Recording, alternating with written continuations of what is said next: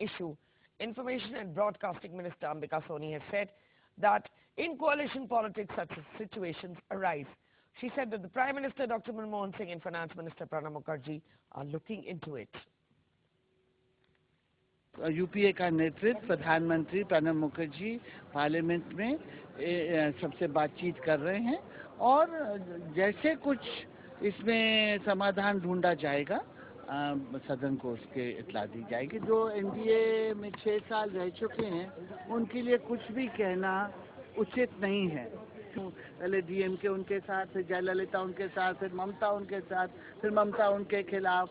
जिस तरह से शिवसेना ने अपने मंत्री को, एक अच्छे काम करने वाले मंत्री को, प्रभु को हटाया था, जबकि सारा मुल्क समझता था कि वो अच्छा काम कर रहे हैं, वाजपेयी जी हटाना नहीं चाहते तो हटा था। इस तरह की चीजें होती रही हैं। And 38-year-old Akhilesh Yadav was sworn in yesterday as the youngest Chief Minister of Uttar Pradesh at a ceremony in Lucknow. 19 cabinet ministers and 28 ministers of state were also administered oath of office and secrecy by Governor B.L. Joshi. Soon after taking over, the cabinet decides to provide unemployment relief to 9 lakh youth above 35 years of age and tablets and laptops to students. The state government also decides to give 30,000 rupees to all Muslim girls who pass out from the 10th standard. Samajwadi Party's new face Akhilesh Yadav was sworn in as the Uttar Pradesh Chief Minister on Thursday. 38-year-old Akhilesh is the youngest Chief Minister of the state, which sends the highest number of MPs to the Lok Sabha. The 33rd Chief Minister of the most populous state was administered oath by Governor B.L. Joshi. He took oath in the presence of Mulayam Singh Yadav, family members, leaders of various political parties and prominent personalities. 19 ministers of cabinet rank were also administered oath, besides 28 ministers of state. The prominent names who took oath as cabinet ministers were Azam Khan, Shivpal Singh Yadav, Raghuraj Pratap Singh alias Raja Bhaiya, Om Prakash Singh, Brahma Shankar Tripathi, Kameshwar Upadhyay, Raja Ram Pandey and Shiv Kumar Beria. Akhilesh underlined his priorities in a press conference after the swearing-in ceremony.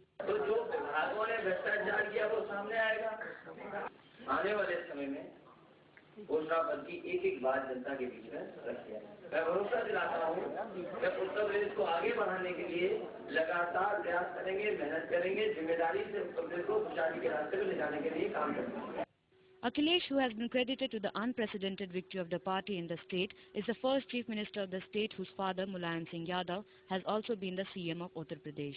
An engineering student from Australia, Akhilesh Yadav is a 3-time MP from Kannauj.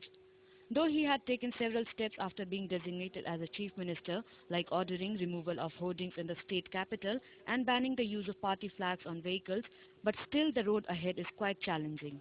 Bureau Report, DT News. And a Pakistani Judicial Commission arrived in Mumbai on Thursday to collect evidence in connection with the 26/11 Mumbai terror attacks in 2008. The 8-member commission will record statements of 4 key persons, including the magistrate who recorded the confessional statement of the lone surviving terrorist Ajmal Kasab. The statements being collected on behalf of a Pakistani court will be used as evidence in the trial against the top LET commander Zakir Rahman Lakhvi, the prime accused, and 6 other suspects in the Pakistani court.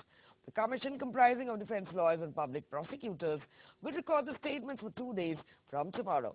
Chief Metropolitan Magistrate of the Esplanade Court issued summons to the 4, including 2 doctors who conducted post-mortem on the bodies of 9 terrorists killed in the attacks, and crime branch officers to give their statements to the visiting commission.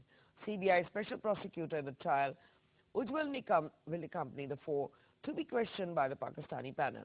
The panel finally arrived in Mumbai after missing several dates for collecting evidence. Meanwhile, the Sri Lankan High Commissioner Prasad Kasaravayam, who was summoned by the Indian Foreign Ministry, met the Joint Secretary and explained that his reported comments against Tamil parliamentarians in an Indian daily are out of context and misquoted. He apologized to the Tamil MP, saying that he meant LTTE lobby groups must be investigated and not Tamil MPs. Regarding the draft resolution in the upcoming United Nations Human Rights Commission, he replied that India is a responsible power and will decide on the matter on its own.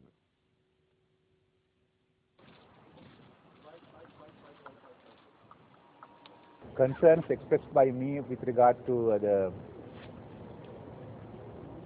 LTT lobby groups abroad and elsewhere in the world campaigning against Sri Lanka stands. So investigations are with regard to the LTT lobby groups, nothing to do with the Indian members of parliament.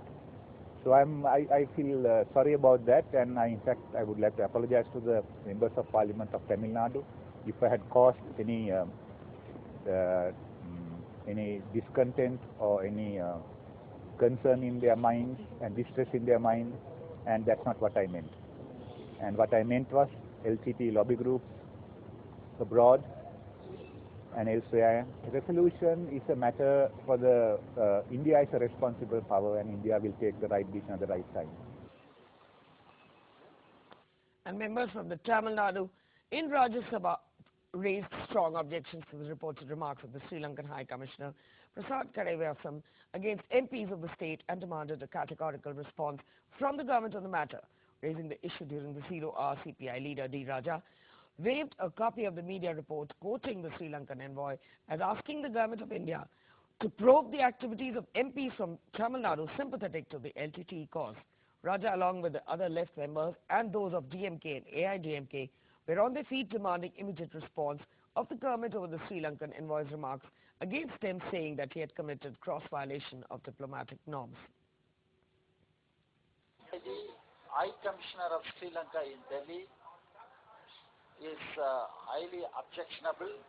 It's a gross violation of all the diplomatic norms which are being pursued everywhere. It is gross interference in the internal affairs, particularly in the work of Indian Parliament. This is a very serious matter. In fact, in the morning, I met the External Affairs Minister, Mr. Krishna, and brought this issue to his notice, and I asked him that government should take a serious view on this matter. And the President Pratibha Devi Singh Patil honored 5 women for their exemplary contribution in the agriculture sector at the valedictory function of the Global Conference of Women in Agriculture Sector in New Delhi. On this occasion, Union Agriculture Minister Sharad Pawar, Minister of State for Agriculture Charan Das Mahant, and women entrepreneurs and agro-scientists from 50 countries were present. On this occasion, the President said that there is a deep interlinkage between women and agriculture. Despite many reforms and gender-focused policies, both at the macro and micro level, benefits are not fully filtered out. There is a need for greater gender specificity during program development, implementation, and monitoring.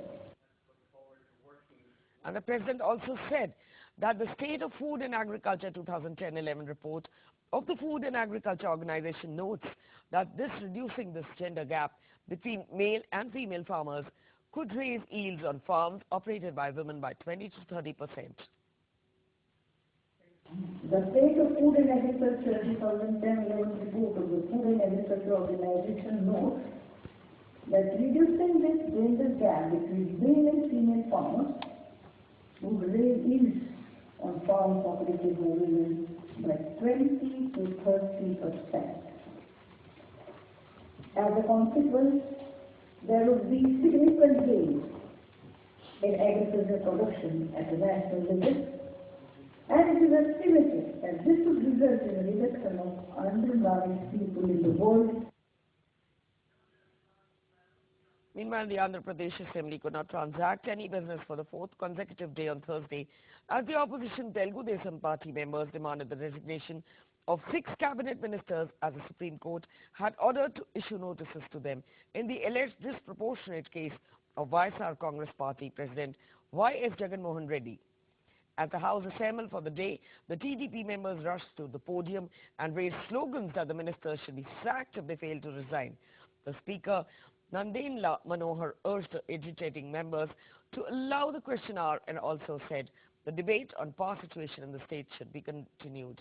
However, the TDP members demanded that the files related to the controversial 26 goals, which was released during the late Y.S. Rajashekar Reddy government, be placed before the Speaker.